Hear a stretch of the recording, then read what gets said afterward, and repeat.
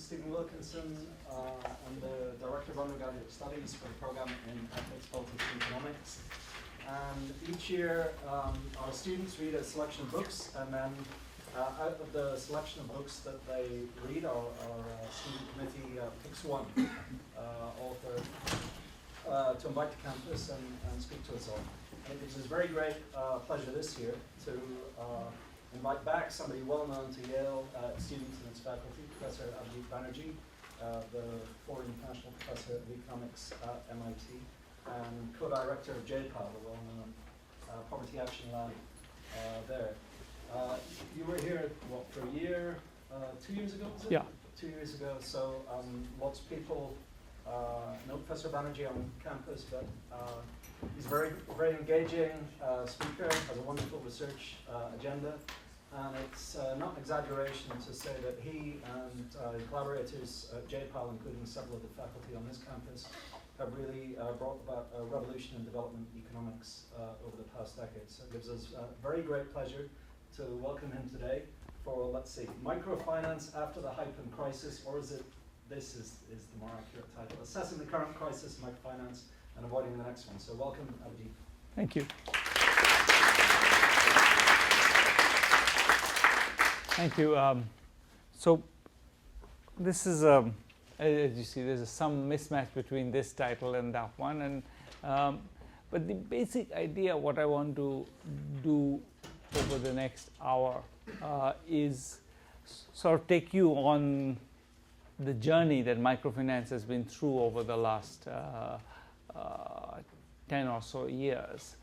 And it's an interesting journey because it sort of has a little bit of many things. I think a little bit of economics, a little bit of interesting politics, and a little bit of interesting sociology and sociology of knowledge, I think, all built into it. So in some ways, it's a good example of where, you know, once you start unpacking what happened over the last 10 years, you get to see a little bit of how academics work, how the world works, how those things interact in sometimes bizarre ways. So it's a sort of story that, as you probably, I suspect to this audience, you probably know what microfinance is. Microfinance is very, very small loans for mostly for very poor people all over the world. It's about, I would say, about 10 years ago, microfinance was really at the maximum of its hype, and so it was the next, you know, thing that's going to lift everyone out of poverty. And Muhammad Yunus, I think, deservedly won the Nobel Peace Prize for his promotion of microcredit, maybe like the mid-2000s. So that was kind of the high point of microcredit, and there was a lot of discussion of how microcredit will sort of replace the standard efforts to fight poverty that you see, you know, not working so well across the world. So there was this very much this sense that now we've finally found the answer. And then something happened kind of at the end of the 2000s, which is also interesting, which is sort of represented by these quotes. The Wall Street Journal quote is more descriptive, but there was a much more prescriptive articles as well in the New York Times, for example, saying that basically microcredit was yet another promise that failed. So there was a clear sense in which not only was there a political crisis in microcredit, the political crisis was read as representative of some deeper crisis in this whole line of thinking. And so there was a sense in which, you know, people were I think there was certainly talk about how, you know, microcredit was impoverizing people, and how this was the whole thing was. I think I was at a talk day before yesterday where a lady held forth on how this was the the latest end of the capitalist conspiracy. So, you can get the whole gamut of views, and certainly she cited some of the same evidence that I'm going to talk about in a minute. Let me talk about, so what happened actually? So what happened specifically are three, I think, quite sort of, very distinct and very salient incidents.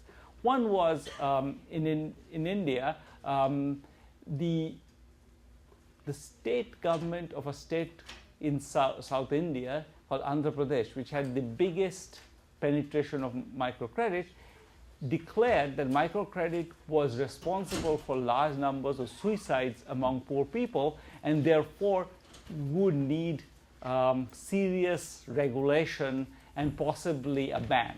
And they discussed a whole range of options. The first step in that process, the government of Andhra Pradesh basically, I would say, announced that people, announced is a little bit strong, that people don't need to actually pay their microloans. That this was not, they should not feel obligated to pay, which in the end is a fairly effective way to demolish a lending institution, because if people don't pay their loans, there's not much else that's left to the institution. So that was what happened in India. So there was as a result, basically loan payments stopped completely, and 3 out of the 4 major microcredit organizations in the state of Andhra Pradesh basically immediately headed into bankruptcy, and 2 of them were bailed out. One of them went bankrupt. The oldest microcredit organization went bankrupt. So there was a very clear policy push, which what happened in Bangladesh is slightly different. In Bangladesh, there was Muhammad Yunus, who's from Bangladesh, had once dared to run for president in Bangladesh, and so he was persona non grata with various political figures in Bangladesh. And at some point, there was some set of accusations of corruption, which were later, I think, proved to be false, or at least never proved, which were leveled against him. And then through that channel, he was eased out from being the head of Grameen Bank, and a whole other set of people were put in place as either regulators or participants in the system. So there was again a substantial pushback against microcredit, and from a slightly different angle. The last of these events, which is sort of across the world, in Mexico, Compartamos, which is one of the largest microcredit organizations in Mexico, had an IPO where they raised over $100 million, and this generated a kind of I would say shocked response in a lot of the press, both in Mexico and in the U.S. And the reaction was, how are these guys making so much money? So there was, and that came with a whole moral compass, which led to discussions of whether or not this is a new form of usury. Muhammad Yunus, interestingly, came out against Compartamos, arguing that this was reinvention of usury, and that there is a sense in which microcredit has gone wrong. So there was this is sort of just different facets of a crisis, which all happened basically in this period between beginning of 2009 and the middle of 2010. All of these things basically happened at the same time, and all over suddenly you get this newspaper reports which say that microcredit is kind of it was sort of another of these stories of something that sounded too good to be true and was indeed too good to be true. Now, what I want to do is I want to analyze this crisis. I want to see why this crisis happened, why it could happen in this space, and how, in a sense, we academics, and I think a lot of other people, donors and others, have colluded with making this sort of crisis happen, in a sense that we were part of intellectual process that contributed to this crisis. So let me start by I think what happened. I would summarize that in sort of three ingredients, and I want to spend most of the time detailing them. So one, I think, is on our side, I think there was a willingness to believe, credulity. I think we were willing to believe that there is going to be, that the financial markets could come to the rescue. And that message, I think, resonated with a lot of people. A lot of people liked the idea that somehow after all these, failed interventions, there's going to be, the financial markets will ride in and save the world. So that idea appealed to lots of people, that rhetoric appealed to a lot of people, and I think a lot of academics, a lot of donors, and a lot of people in the corporate sector really liked that. So that was clearly part of the story, and I'll point out where I think there was clearly acts of credulity, things we should not have believed we believed. Second, I think there was, given these incentives, that everybody believed that microcredit is somehow going to save the world. The incentives that created were very clear for the microcredit organizations. Once they are certified as being saving, this new way to save the poor, there were pots of money available if they could only expand as fast as they. So basically, how do you make money if you're a microcredit organization? You have to give more loans. So if you could lend faster, the capital was flowing in. People were just standing outside the door with checkbooks. Literally, I remember. I'll come to Spandana, which is one of the microcredit organizations which almost went bankrupt.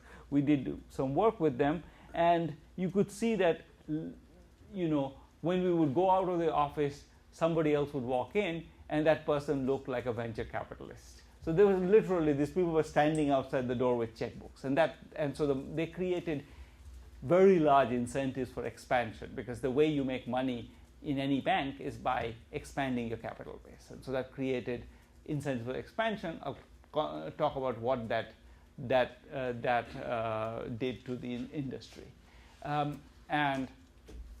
but in particular, they had a very strong incentive to keep that story going. That this is not just a business; it's a business that will save the world. That created all the social venture funds. Checkbooks immediately jumped out of people's pockets. So that was the second piece of it. And the third is that this was all happening outside the political system.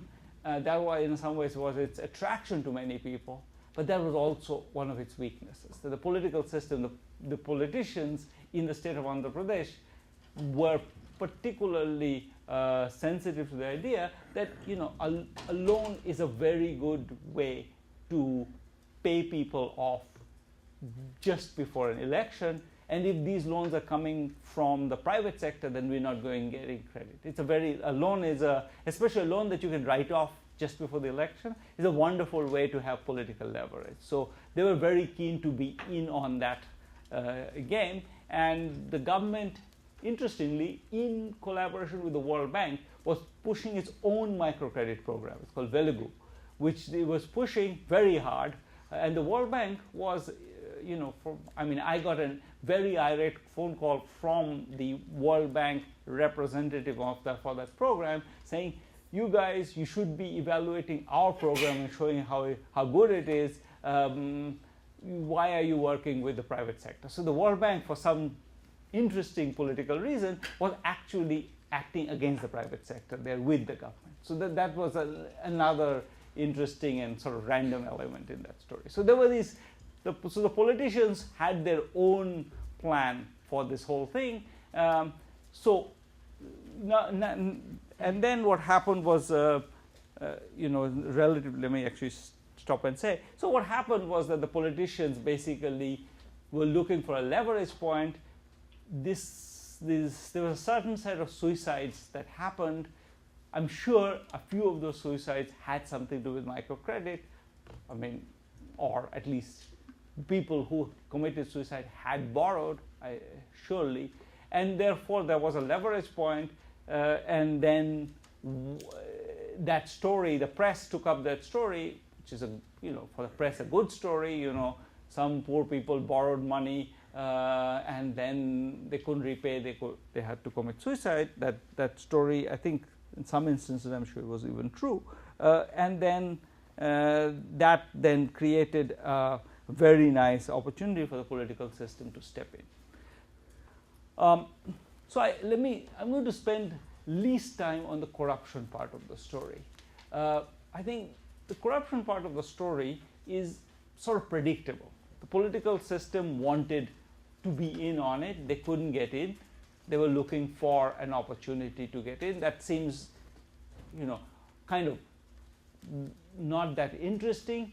What is interesting, I would say, is more how this sort of the superstructure for that intervention was created. So why is it that suddenly at that point they felt empowered to step in? Because if this was a successful intervention, politicians also know which way the winds are blowing.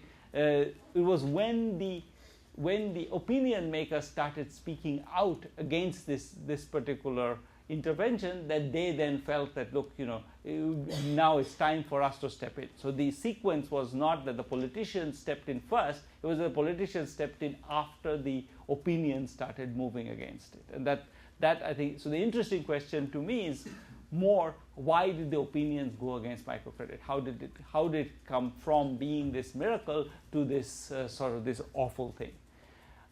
So this was a very interesting quote. This is the former governor of the Indian, India's Ben Bernanke.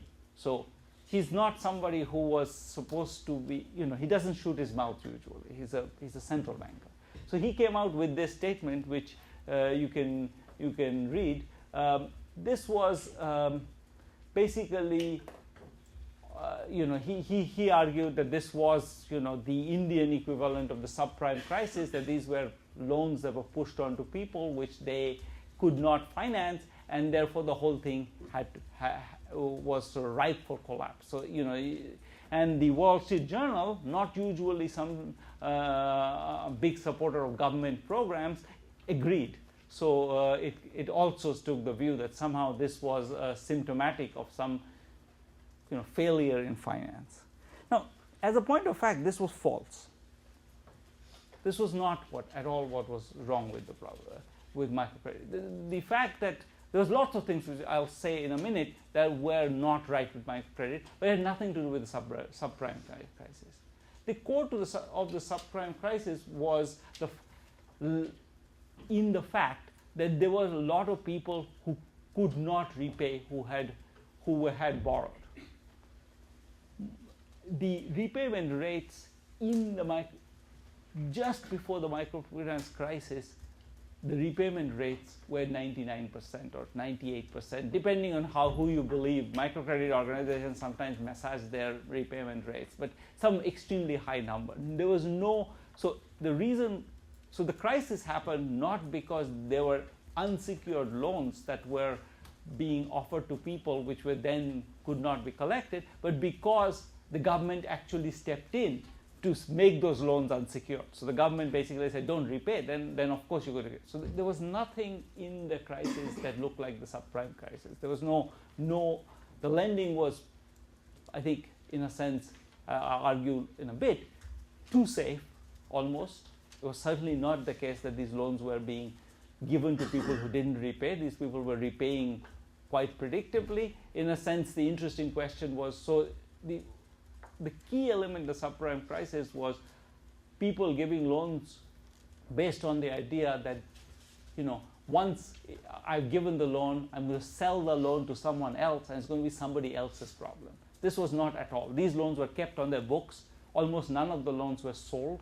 There was a small proportion of them that were sold under a specific program, but that had already been shut down about 2 years before. So there were no loans, all the loans were kept on their books. So they had every incentive to collect on these loans. So these were not loans that were given with the view that, I'm going to just sell them off on as securitized loans to someone else. So these were loans that were on their books. So the crisis has nothing to do with the subprime crisis. I think that's what I think it did have this to do with the subprime crisis was at the level of the rhetoric. And at the level of the rhetoric, the subprime crisis was in a sense symptomatic of something that has also happened in microcredit, which is this massive buy-in to the idea that finance will save the world. And in the developing world, it was the idea that microcredit would eliminate or eradicate poverty. In the West, it was the idea that finance has eliminated risk as we know it. So somehow the fact that the fact that people were, pricing these securitized loans at absurd prices was seen as being the miracle of modern finance rather than bad judgment. And so in that sense, people were buying into an idea without actually examining it. That I think it's at that level, these are very similar problems. People were buying, and I want to take you through what was, I think, both evident for a long time, but none of us were facing up to, in a sense, in how microcredit. So we were buying into ideas that which were sort of this narrative of microfinance, which we bought into, had these 4 elements, and I want to look at each of them in a minute. So the poor have a strong desire to be entrepreneurs. That's number 1. Number 2 is entrepreneurship is a way out of poverty. Number 3 is these people, because they are naturally entrepreneurial or because they're women or they're different versions of the story, repay loans for reasons which we won't explain. So we'll come back to that question. Why do they repay these loans? That was taken as given, and then as a result of all these things, microfinance is commercially viable. So that was the premise of the story, that basically you have this whole population of people hungry to be entrepreneurs. Just feed them the capital, they pull themselves up with their bootstrings out of poverty, while at the same time repaying all the loans because they are somehow different. That's sort of the narrative that microfinance has created. And what I want you to do is sort of come for a sort of a ride through what we know on these subjects. So is it, for example, is it the case that the poor want to be entrepreneurs? I think all the evidence is, so here's the 2 facts that are, seem contradictory but are not. 1, the poor are overwhelmingly sort of in entrepreneurial occupations. So if you count farming as an entrepreneurial occupation, which is I think reasonable, in many countries, for example India or Bangladesh, a huge fraction of the poor are entrepreneurs in the sense that they bear the risk of their businesses, they borrow money, they invest, they get the return. So they're entrepreneurs in the classic sense of the word, and that's huge majority of the poor are entrepreneurs in that sense. Now, what is interesting is that we see very little evidence of their trying to make those businesses they invest in sort of try to grow them. So for example, the median firm is tiny. That of course could be because they don't have enough money. But even if you take people who are much richer, so if you take people who live under $1 a day, their firms have no employees and no machines.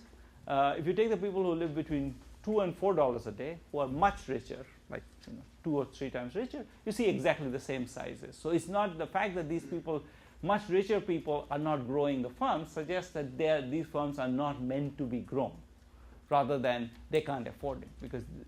If you look at a lot of these firms, we calculated how much is their capital stock worth.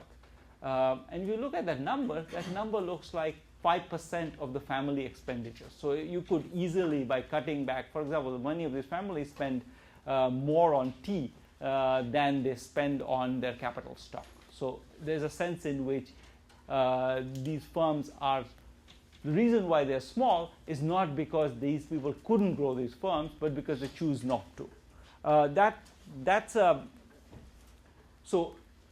That's maybe speculation, but we could look at this quite carefully. When you look at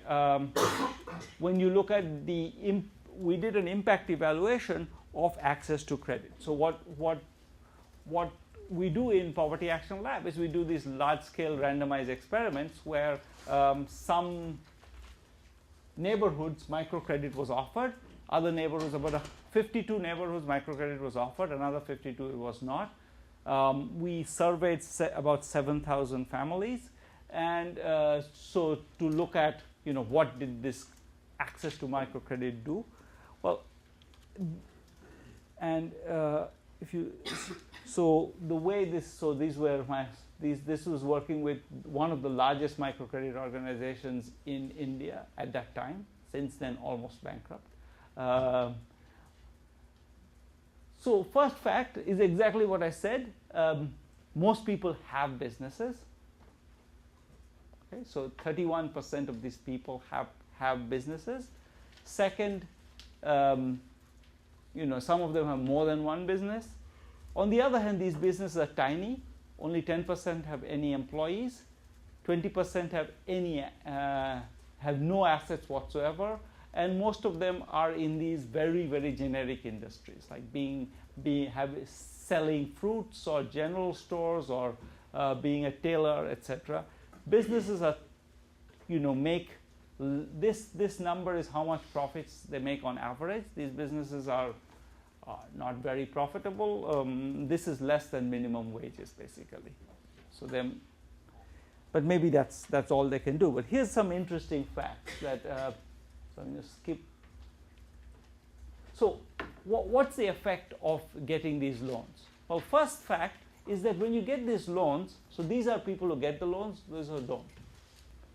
You see an increase in the number of new businesses, but that increase is just 1.7%. So, it's not that when you offer people these loans, everybody runs out and takes those loans and starts businesses. In fact, only 18%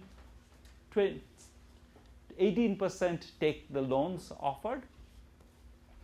So not everybody takes the loans. And those who take the loans, they spend it mostly not on their businesses. So here's a nice fact. This is how much they spend on business durables. So when you don't get the loan, you spend 5.3 rupees, which is 10 cents, per head per month, but that's still, maybe a family of 5, so 50 cents per month, that's $6 a year. What do they do? It's not that they don't spend on durables. They're buying durables all the time. The average per capita expenditure in durables is 116 rupees. That's sort of, just a multiple of that. So that's more than 20 times that number. So in other words, they're buying televisions. What are they buying? They're buying televisions, they're buying refrigerators, they're buying pots, pans, gold jewelry, all kinds of stuff. They're not buying business durables. These numbers, just the scale of these numbers. So indeed, when you get a loan, you add 7 more rupees per month, 30 cents more per month on your durables, but you're adding that 30 cents, not $300, and whereas you do add 22 rupees more to the refrigerators and televisions and DVD players you buy. So these people, when they get, so if you think that the reason why their businesses are small is because they don't have any money, it's clear that even when you give them the money, they don't grow their businesses. They do other things. Now, there's a reason why they do that, and then it's not surprising. This has essentially no effect on total consumption. People don't. It doesn't affect how much they buy. I'm going to skip all. And finally, there's all kinds of other implied promises. For example, there was, I think in the early days on CGAP, which is the World Bank's sort of wing for dealing with things like microcredit. On the website, they would have description of all the things that microcredit is going to do that included reducing HIV prevalence, for example. So we didn't measure HIV prevalence, it's too expensive to measure, but we did measure, for example, are children going more likely to go to school due to microcredit? These are exactly the same height. Are they more sick due to microcredit? No. Are they spending more on health? No. So, all the things that sort of all the other social impacts, you don't see them. It's not very surprising. Basically, you look at what the money is doing, it's going mostly into buying televisions. And that's roughly what is going on. And now, I want to take the view that there's nothing surprising about this. It's just we were prepared to buy into the story that the poor are sort of biting at the, they're just desperate to become entrepreneurs, and therefore we sort of expected something different, but there's nothing surprising about this. We did a survey where we asked people, what would you want your son to become when he grows up, or your grandson? Suppose you have a 15-year-old. And then we rephrase the question in different ways. For example, we ask them, imagine you won a lottery, so you have some money to help your son do something with his life. What would you want him to do? So 80% say we would want him to get a government job. Another 20% say we want to get him a private sector job. 0% mention starting a business. So, this is starting a business is what poor people do because they have no alternatives. It's not because what they want to do, and therefore when they start a business, they also do it lackadaisically. It's not that they are desperately trying to grow as fast as possible. They're trying to somehow, this is just another bit of income that they're trying to find from somewhere, and that all the evidence fits that story, that this is like, the last bit that they can do to add a little bit more to the family income, rather than this is some major driver towards liberation from poverty. So that now I'm going to come back. This is not necessarily. I don't at all want to say, and I'll come back to this point. It's very important to what I want to say. You should not see this as criticism of microcredit. I'll say in a little bit what the good things that it does. But I think it's very important to understand that the narrative was of entrepreneurship. Why was it important to have a narrative of entrepreneurship? Because the presumption was that the question that people were worried about is, if these poor people are taking these loans, how will they repay them? So the entrepreneurship was a natural answer to that question. It closed that circle, right? Now you know that the story was that entrepreneurship is going to close that circle, and entrepreneurship is not, all I want to point out right now is that entrepreneurship is not what's going to close that circle. Something else, and we'll see what it does in a little bit. I'll come back to that. So the second point was that, as I said, the first point was that, entrepreneurship it's going to be through entrepreneurship. Second thing was that repayment rates are very high. Now, some of that was creative accounting, but mostly after you look past all the creative accounting, I think repayment rates were remarkably high. They were certainly over 95%. And if you look at small businesses in the US, for example, small business loans in the US have 10% odd default rate. So these were very, very high repayment rates. So the next question was, if it is not entrepreneurship, why weren't we worried about the fact these loans were being repaid? Why is that? Why were we taking it as given that these loans can be repaid?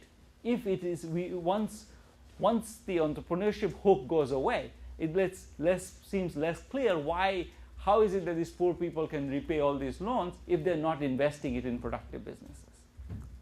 So the first answer to that was that somehow these guys, so one answer, which, for example, I wrote a paper about this many years ago, 20 years ago, saying that this is because of group liability.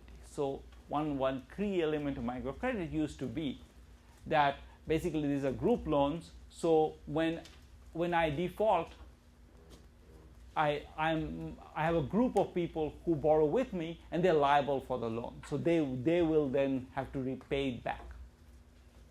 So basically, the claim one claim was that, well, reason why people don't default is because they'll offend their friends. So somehow it will kind of. Now, there's empirical evidence on this question. Dean Carlin, who you must know, in the economics department here, looks at this. They do an experiment where they basically compare groups which were formed under joint liability with groups which were formed under individual liability, and find no difference in repayment rates. So there's not much evidence that the repayment rates are very different because of group liability. So again, evidence suggests that that was not the answer. Another theory was that, well, these guys repay because they want to get another loan. Problem with that story is it never hung together. Well, if you are going to, basically the growth rate of these loans is pretty small. Okay, at most if you repay a loan of 10,000 rupees, you'll get 12,000 rupees.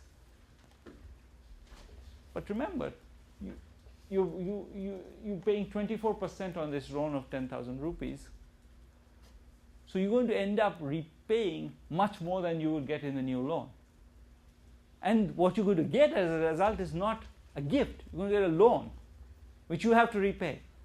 Why would you repay because you're going to get another loan? Just the numbers just don't add up. If they were going to get $1 million loan for repaying, maybe they would take it. But a loan that's a few thousand rupees more, why would you repay a loan to get another loan? If you just kept your 10,000 rupees plus interest, so that's more than 12,000 rupees, you'd be better off. So that can't be the answer either.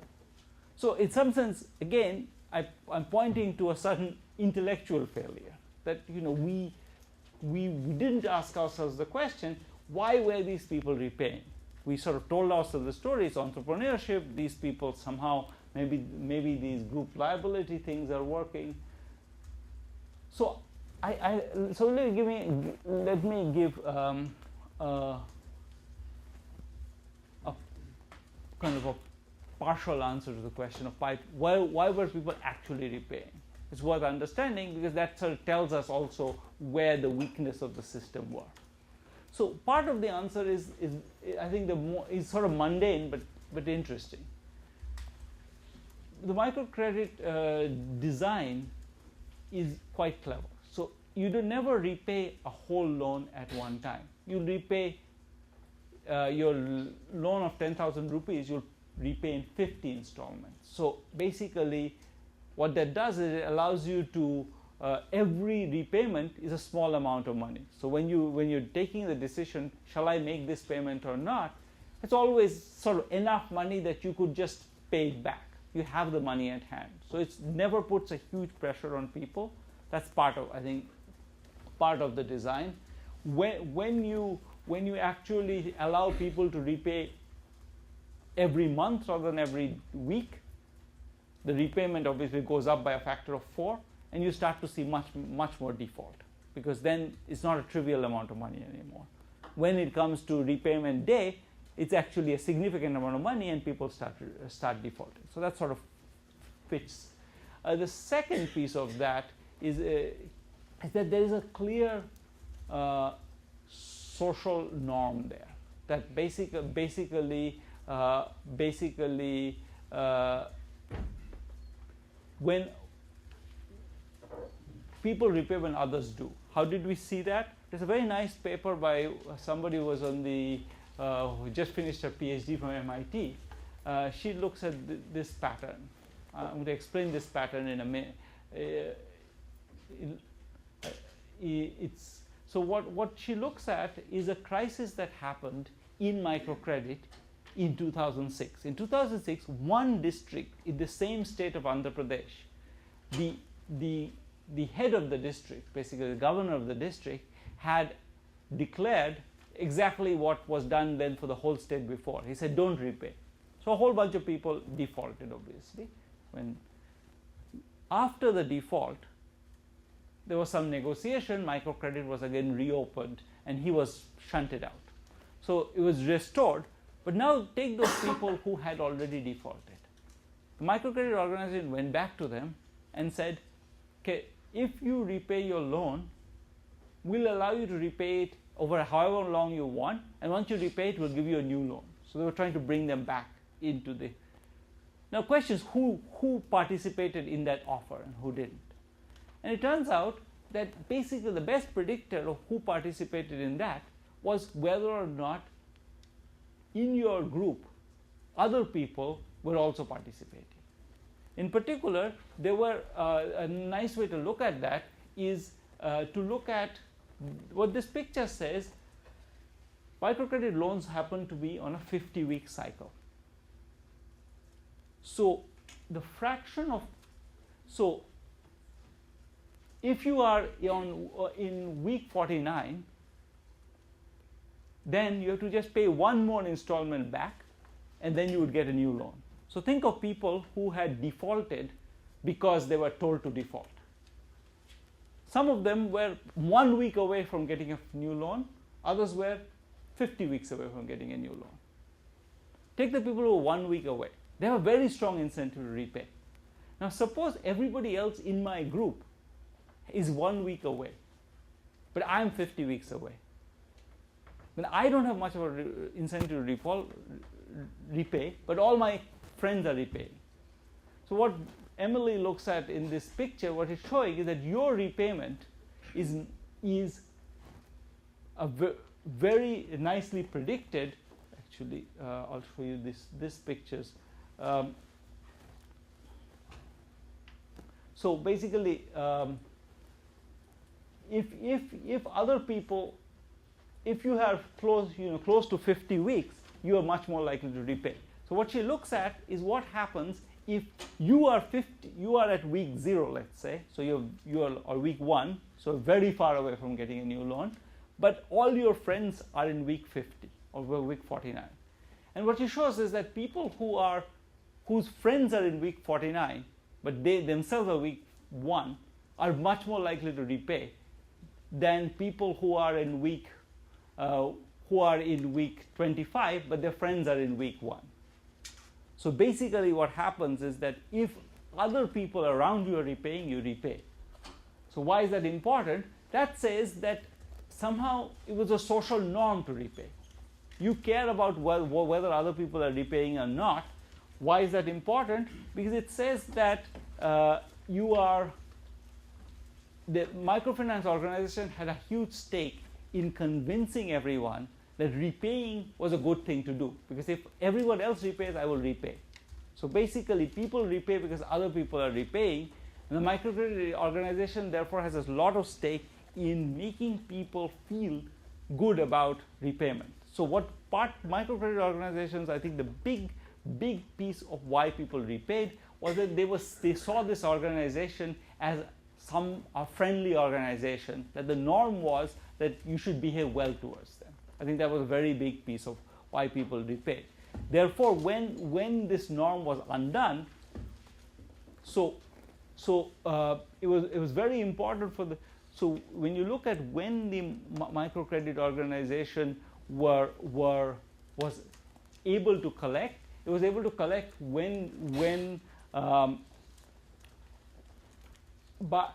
or how he was able to collect. He was able to collect on the loans mostly by putting social pressure on people, by saying that this is bad behavior. And there was very little evidence that they were actually threatening people. So they were really, what happened, the typical story was, I hate this microcredit guy. When I don't repay, he comes and stands outside my house. It was shaming. And why does shaming work? Well, shaming works when the norm is to behave in a particular way. When people accept that repaying the loan is the right thing to do. When people think it's the wrong thing to do, then the fact that he's waiting outside my door doesn't matter. He's an idiot. He's waiting there. So what? So it was a system that worked very much through this kind of social norm. Why is that important? Well, that meant that in particular, it was the idea that these organizations were morally right was extremely important for the organization. A very nice instance of that was even before the earlier default, there was a very nice little incident that happened. This is in 2006, I think. Suddenly, a set of flyers appeared from nowhere, claiming that the woman who ran Spandana, which is the organization we worked with, had murdered her husband. These were fake newspaper stories in Telugu, which is the local language, which was circulating everywhere. So she showed us one, where there was a picture of her saying that she's police are looking for her, she's absconding, she's murdered her husband. Why? Because they wanted to undermine her moral standing. So the idea that you repay this organization because it's a good organization is, how do you undermine that? By showing that it's not a good organization. She murders her husband. She's a bad woman. So there was the whole political game was played on this nexus of the moral claim that these guys were doing good rather than doing sort of hurting people. And that's why I think that all goes back to why I think it's very important to understand the rhetorical case for this, for microcredit, because it's precisely microcredit's success relied on everybody buying into the idea that microcredit is morally a good thing. Now, that of course is what made it very difficult for them. I mean, what else could they do? I mean, this is. I'm not criticizing them for making this claim, because they had no collateral. They had no. They were basically, they didn't repossess. You know, most money lenders would repossess your land or take away your jewelry. They were not basically doing any of that. How could they get the loan? Well, they get it by shaming people. So, and sometimes people get shamed and they commit suicide. So everything that happened, we could have anticipated would have happened, had to happen within the system. Once we asked ourselves the question, how can these people collect on these loans? Because after all, you know, these loans are real money. Why would people pay them back? So the whole system was turned on these two axes. One was, we are a morally good organization, and the second was that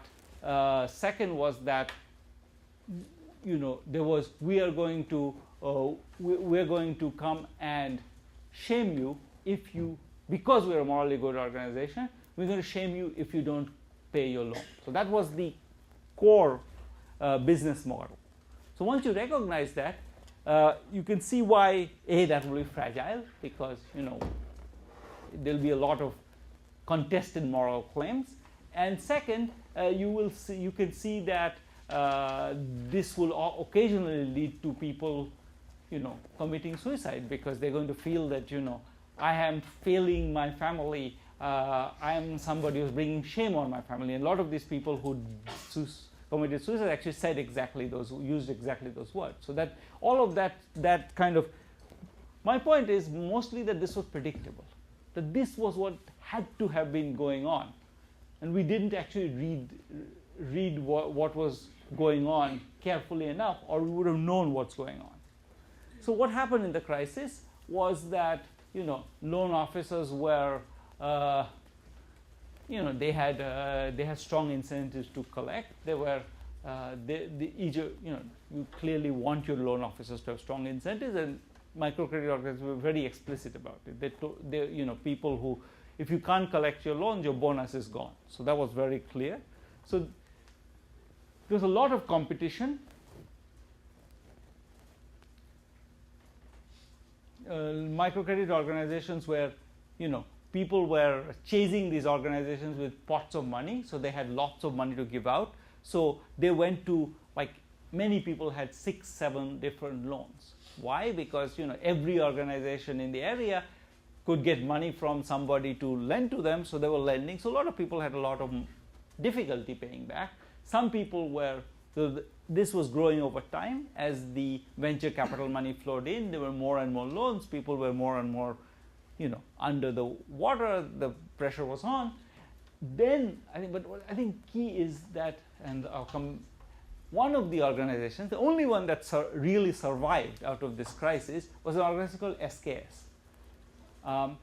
The head of SKS, you'll see in a while. I'll show you an interview with him. But SKS was an organization which sort of in 2008, early 2009, had an IPO. That IPO raised, I think, $200 million. So why was that important? It suddenly exposed the fact that these guys were making money. Now, if you had thought about it, why were they doing this? They were claiming all kinds of things, but they were businesses. They were venture capitalists were willing to lend to them. So we could have seen that they were making money, and it was clear that they were making money. They weren't actually, if you look at the margins are actually pretty small. It's not that they're making money.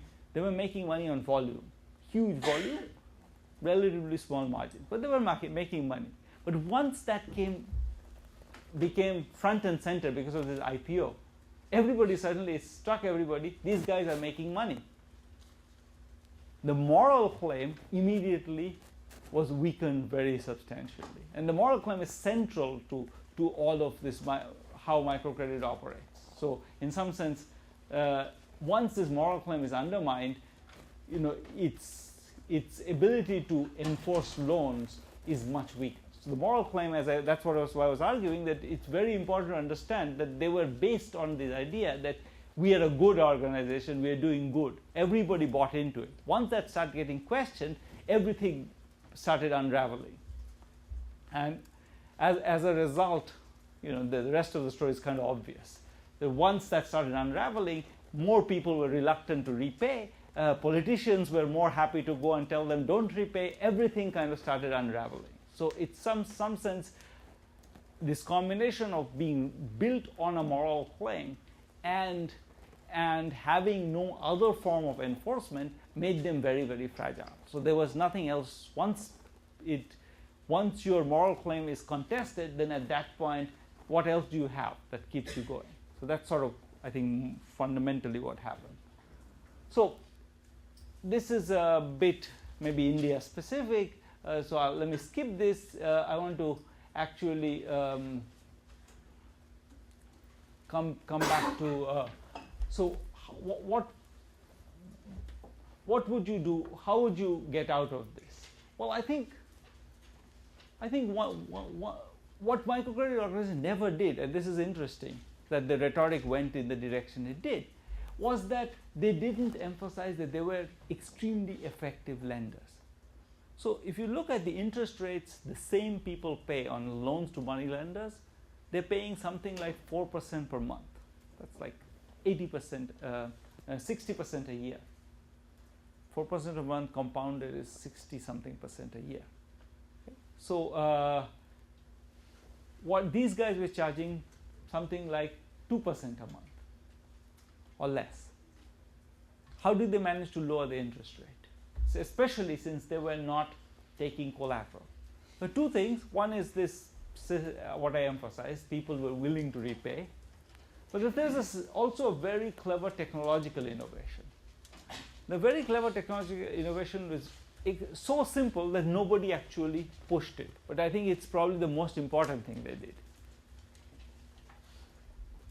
Think of how a loan repayment happens. For the money lender, he sits in his shop, people come by and they pay some money. For that to be effective, or to be, he has to be there all the time, because otherwise people will say, I came to repay, but you went there.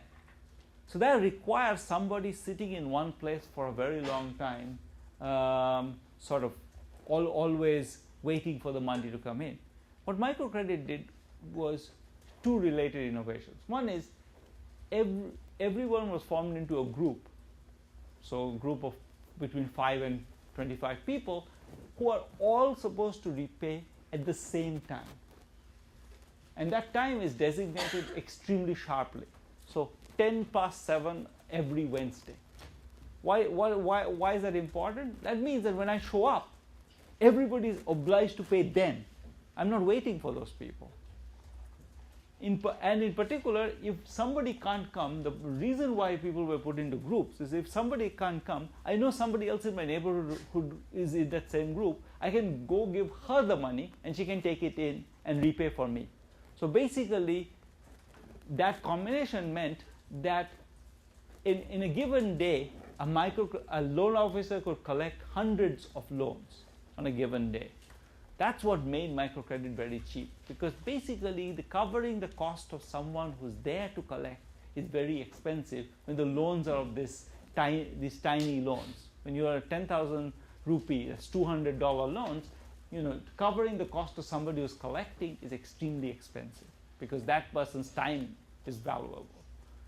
So by using these loan officers very, very effectively, they managed to get the cost down. This is something that they never emphasized, but I think this is key to understanding their technology and why they have these groups and why they have, they try to have identical loan sizes for everybody. Why? Because if I have identical loan sizes for everybody, then everybody repays the same amount. Then I just have to count. I don't even have to total the amount. I can just count. 25 people all paid. I know what they have to pay. I'm done. I can save another 2 minutes. So this process innovation was completely central to, I think, how they managed to make money at very relatively low interest rates. Okay, so that's first. I think they are actually very innovative organizations. The second thing that they didn't do is because they emphasized the fact that this is all automatic, these people can repay because they're starting businesses, they missed a trick, which is that the poor actually need money. A lot of poor people want to buy televisions, but they can never buy it because saving money at home is too difficult. If you imagine you have to save $300 at home, 50 cents at a time, it's just never going to happen. What's the evidence for that? So first, I think people managed to realize, so one of the things we looked at is what happens. I'll just emphasize. There's a lot of definitions here. Ignore them, but I'll say one thing. So before we did this project for microcredit, we asked the people in the microcredit, the women who were going to be the subjects of microcredit, what are things you want to spend less on? Are there things you want to give up? And they listed a set of things. These were things like tea. Tea was, since I drink a lot of tea, I'm struck by the fact tea, fried things, snacks, potato chips, these kinds of things were, cigarettes. There's a whole bunch of things they listed. These were mostly pretty mundane things. But when you look at the amount they spend on that, they spend about 7% of their total monthly spending is spent on things like tea, snacks, chips, cigarettes, etc. So now what we did was this is the comparison, same colors as you saw before. This is people who get the loans, these people who don't. If you get the loan, you spend less on those things, on the chips and things like that. Why are they spending less on the chips? That's how they're repaying the loan. How is the loan getting repaid? Primarily, it's getting repaid by a substantial piece of it is just cutting back on other things. So what they're doing is what I would call consumption transformation. They're turning things that so big, you really want to get to that TV. You want that TV, but you can never get there. So instead you can satisfy by buying little snacks here and there. Once you have access to the TV, you actually can restrain yourself and not buy them. And that's you see, this is a major fall. I mean, I just want to show you this number. that number goes down from 69 rupees per head per month to 29 rupees, so less than half of the spending on. So that's sort of that's a striking decline. These are the people who. So I just want to go back to that. So main point I want to make here is, first, I think that it's very unfair to think of poor people as people who don't need loans. I mean, they have aspirations too, and loans are a way to reach our aspirations. There are ways to get to, if you want to buy a house, I can't afford to go out and buy a house. What do? I take a loan. Why shouldn't poor people have that same option? They want to buy televisions. This is a way for them to buy television. So basically, the whole rhetoric of microcredit has been avoiding this point, which is poor people should have the right to get loans, and they should have the right to buy televisions. That's something we've always been eliding. We've always been avoiding talking about that, and the fact that, you know, they're willing to make sacrifices for that. All of that was never in the conversation. We're talking about, you know, they're starting businesses, how they're all entrepreneurs, they're going to pull themselves out of poverty. We don't see much evidence on any of that. There were a bunch of studies from different countries which all do the same thing, RCTs on microcredit. None of them find evidence of people pulling themselves out of poverty. All of them find some evidence of this kind, which is that they change their consumption patterns. So very, very interesting. There's also some potentially, this is not just a static effect. It's not just that they achieve the television. It's also that once I think that I have control over my life, I can achieve certain goals, I might be willing to work hard for those. I might be, if I can't ever get to the television that I want, I might not have any sort of, maybe I'm just going to try very hard. But if I actually think that I can achieve certain goals in my life, then, and loans are going to, if I repay this loan I buy a television, I repay that. Next time I buy a DVD player, I might be willing to work hard for that. So there may very well be dynamic effects of that. There's a little bit of evidence of that, which is when you look at these people who are borrowing but show no evidence of starting a new business, they don't seem to be falling into a debt trap. There's no evidence that the people who don't start a business at all but keep taking loans are falling into a debt trap. That suggests that what they're doing is their labor earnings are going up.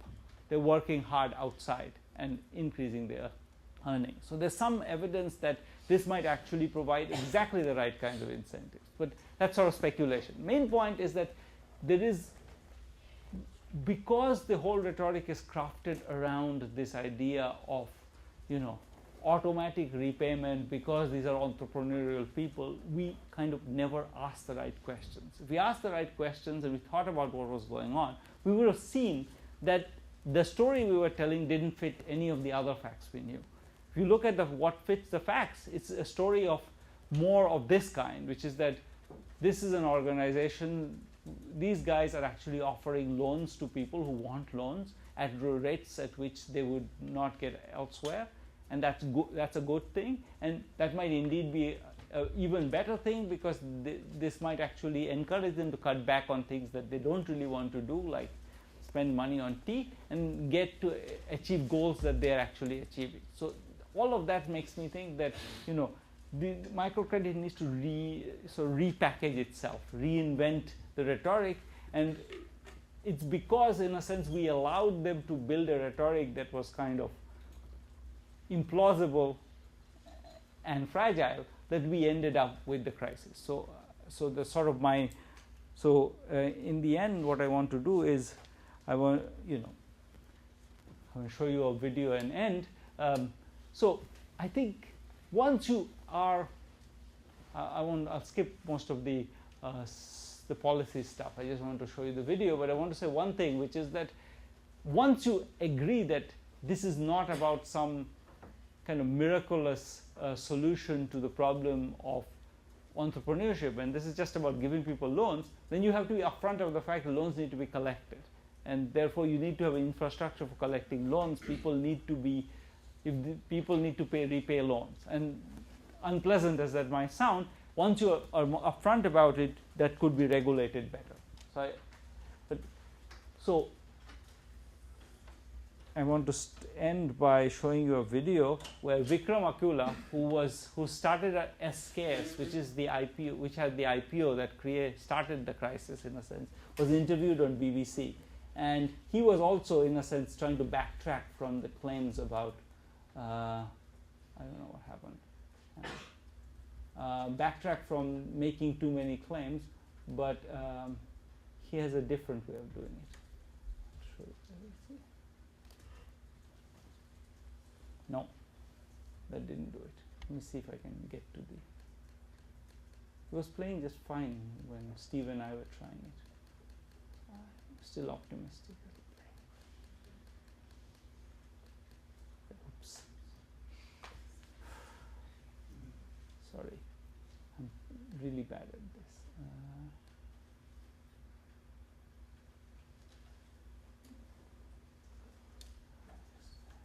See, it should.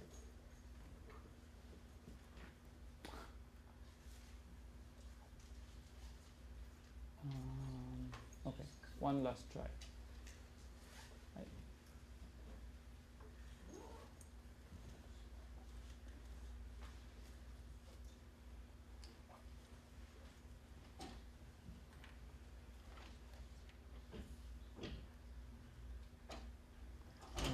It's not opening. I don't know what it's a pity because it's really amusing. It played a little, okay, but it needs to be, yeah, okay. Click on this thing. Okay. Turning down their rhetoric.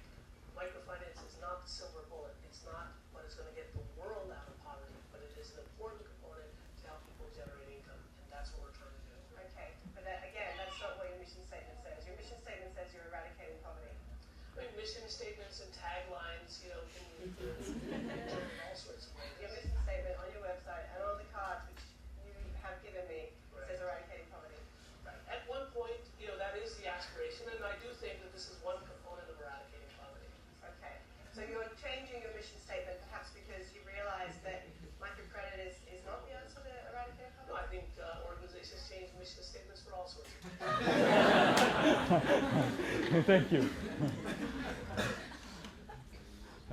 Okay, so we've got time for about 25 minutes of Q&A, and then at 5:30 we'll have time to go upstairs for a reception, and you can speak to Professor Banerjee individually at that time. So anyone with questions, please ask. I'm a contributor to the Gravy Foundation, and all their literature talks about not necessarily raising an entrepreneurial spirit, but rather raising the standard of living of the people who are involved in their program. In one of your charts, you showed a small change, and that change represented a 30% improvement. And it seemed to me that's pretty significant. If you look at here's one of the I think the most standard way to look at it is this one. I was looking at the one before that. But I think this is probably, let me just qualify.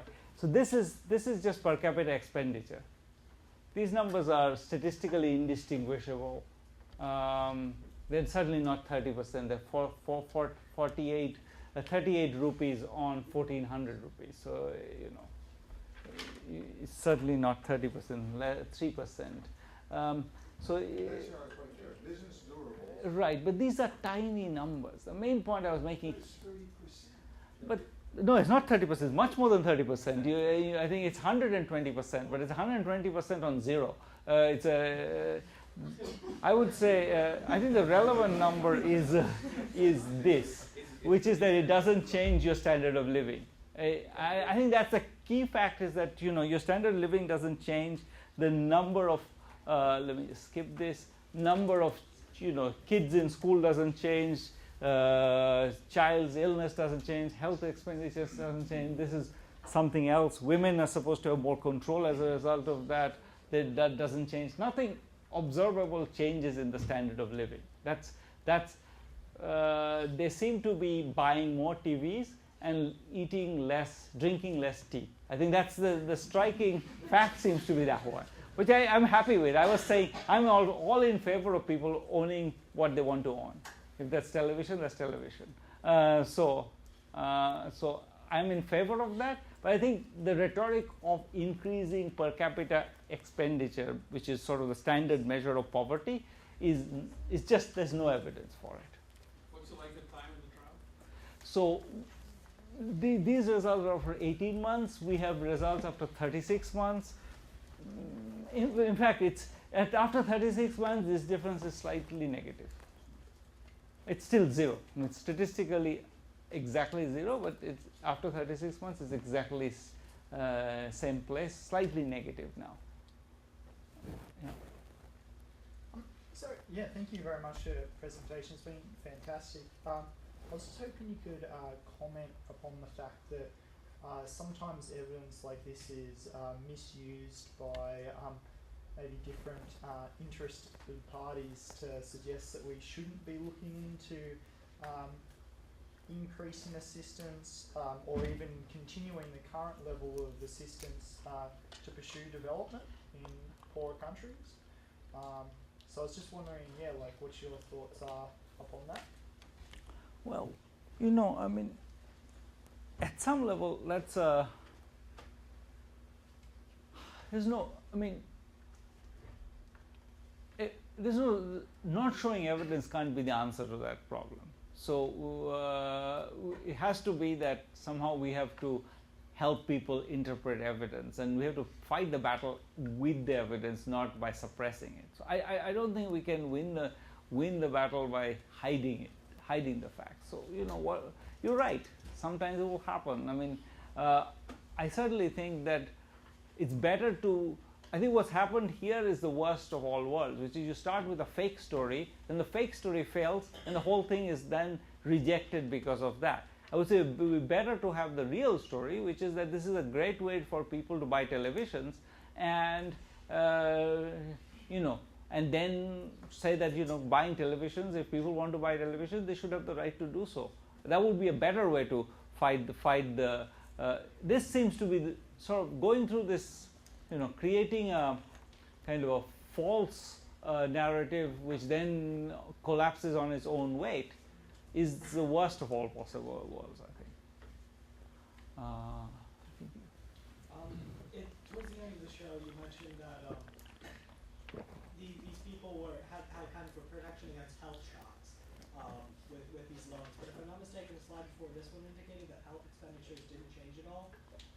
On average, how would that? It could still be that when you have a shock, you can spend more. That doesn't mean on average. I mean, shocks are rare, so it's not.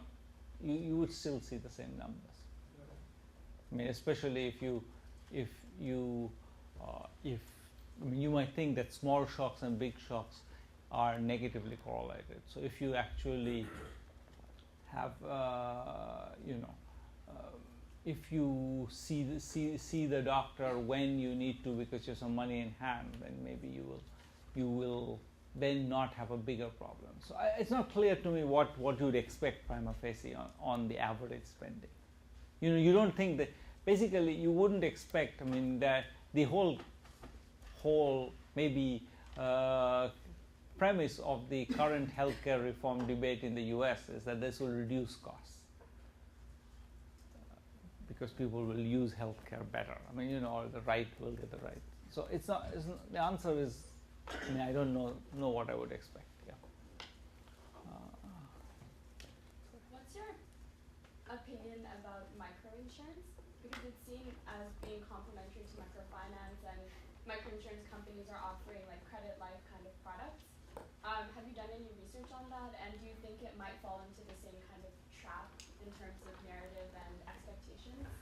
Well, at least there I think the narrative is much more straightforward. They're claiming that this is insurance. So at least there's no. We've done one. The preliminary results on a micro health insurance suggest no effects, but we'll see. I think mostly problem with micro insurance is nobody wants it. That's the battle that most people are fighting right now. Is that you offer it to people, they just don't want it. And in the case of our program, that was so desperate that the organization eventually abandoned the program because nobody wanted it. They were forcing people to take it, and people were just getting really upset as a result of that. So maybe one day people will start wanting it, and then it'll be easier to understand what it does. Yeah. Okay. I really like this new narrative of consumption transformation, but one potential problem I see with that is that I think it's perhaps not as easy to distinguish it from what happened in the subprime crisis. So I'm just wondering how we can, if it's possible to kind of draw the line and say, the subprime crisis, or a certain narrative of the subprime crisis anyway, where these poor people, mostly minorities, were encouraged to take these loans, and they were over-leveraged, and even if it was for the good cause of the American dream of having a house, this kind of sounds a little bit like that. So I'm just curious how you would distinguish it and draw the line, if it's possible to draw the line. What's the appropriate amount of leverage, and how do we stay down? Well, some of these people were clearly over-leveraged also. I'm sure they were working very hard to repay these loans. I have no doubts that this is. So I mean, if you think of the regulatory point of view, I'm sure that what you really don't want people to have 7 loans. I think that's completely true. I don't see any argument for people. I was not making the case that you shouldn't put any limits on how much lending makes sense. I certainly think that it's quite possible to get people to take loans that they don't need or are bad for them. I was just making the point that one shouldn't assume by the fact that they're not spending it on machines that this is bad for them, which is a much weaker point. In terms of something else is very different from the subprime. I mean, these guys kept all the loans on their books. That's very important. There was you couldn't sell these loans. So if you're giving a loan that somebody can't repay, substantially that's your risk. Now there's some problem because it's not clear that it's not clear that the seniority of the loans is well defined. So imagine I lend to someone and Mushfiq lends to someone, whose loan will get repaid first is an issue. So maybe I'm going to say, even if Mushfiq has already lent to her, I'm going to go and lend to her, and encourage her to default on Mushfiq instead. So there is some potentially negative competition which was going on clearly. So I think there are real issues in what you're saying. I'm certainly in favor of a fair amount of regulation. I just think that one shouldn't misinterpret what the point of this whole thing is.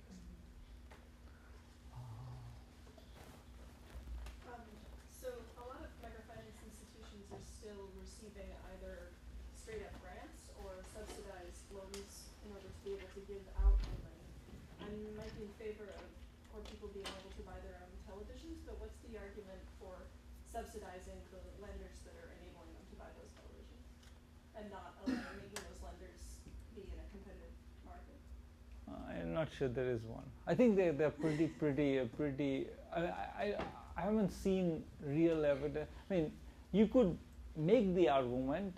I think there is an argument to be made, which is that imagine I want to give money to a poor person. What's the least porous way to do it? And think of just a pure redistributive cause. There may well be that this is a very efficient way to do it. At least these organizations tend to be relatively easy to regulate. They tend to be relatively transparent, so maybe they're passing on the money, and if you try to give them the money through other mechanisms, they just won't arrive. So I think it has to be an argument based on this is the most effective way to redistribute, rather than televisions are good for people.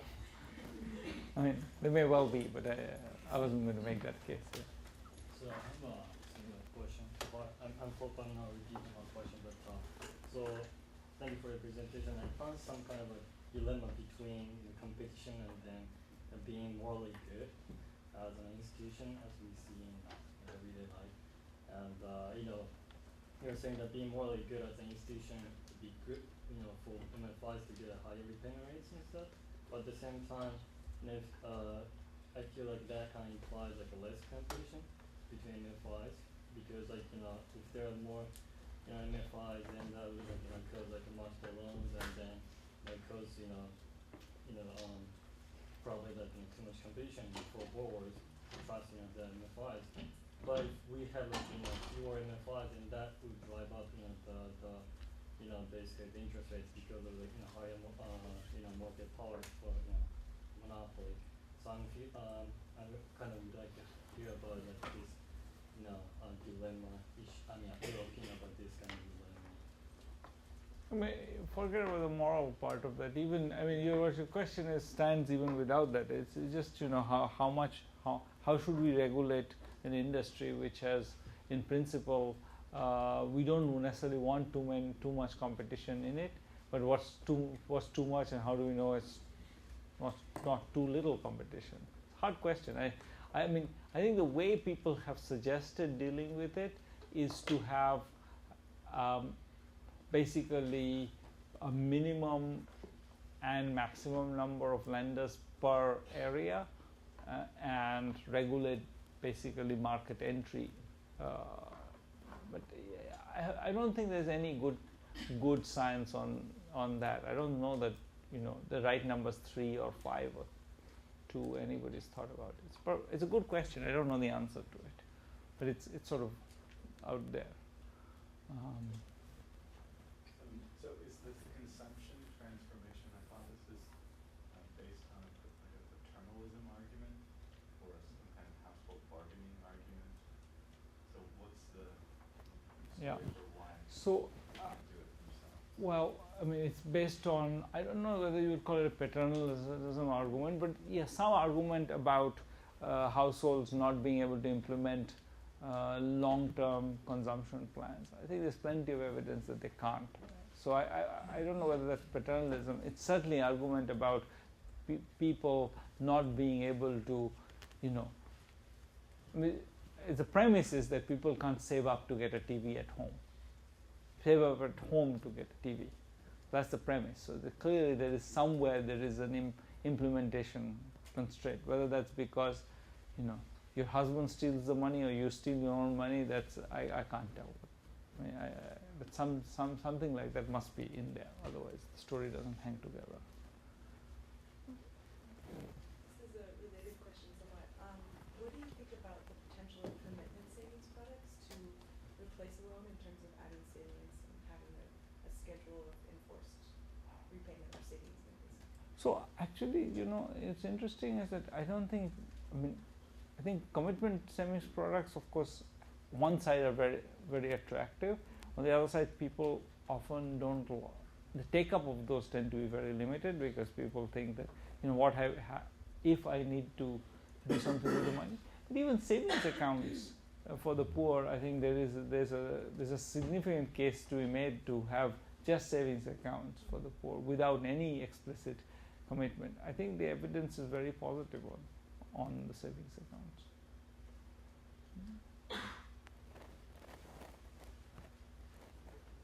So, with this presentation, are you basically arguing in favor of microfinance as an industry rather than microfinance as some kind of moral movement?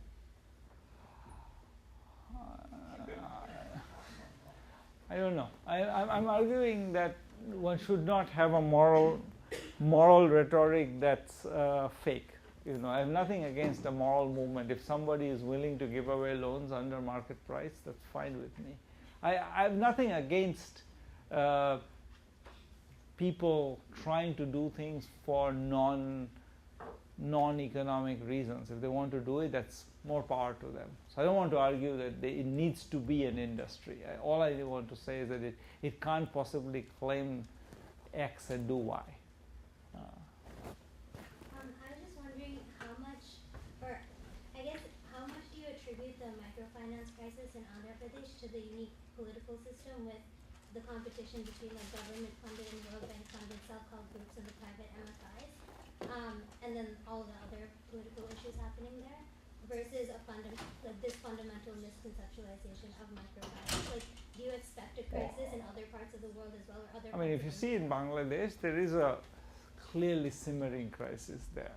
I think the main point is that any organization that is of this kind of size and has a lot of very large footprint among the poor is vulnerable to political attack, because it's the government sees these things as being very powerful. So so I think the story is I want to tell is one where the important question is how does the government justify in attacking them, and there you need to have some entry point. I think what all the way they had structured the narrative had created a set of entry points, and that then the government used that. The sort of once you claim that it's all for